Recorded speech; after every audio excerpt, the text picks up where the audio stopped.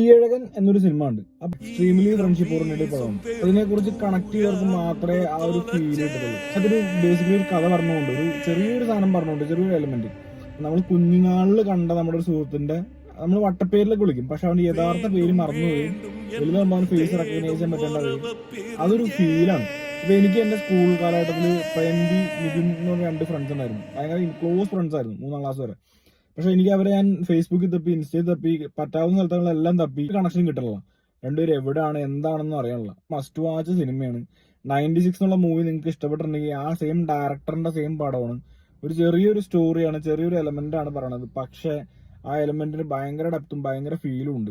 ഭയങ്കര feel good, ഭയങ്കര pleasant ആയിട്ടുള്ള, ഫ്രണ്ട്ലി ആയിട്ട് ഇരുന്ന് കാണാൻ പറ്റുന്ന, ഫ്രണ്ട്സ് ഒക്കെ ആയിട്ടുള്ളവർക്ക് റിലേറ്റ് ചെയ്യാൻ പറ്റുന്ന ഒരു മൂവിയാണ്. ജസ്റ്റ് ഒന്ന് കണ്ടു നോക്ക്, എന്നിട്ടൊന്ന് അഭിപ്രായം കമന്റ് ചെയ്യും.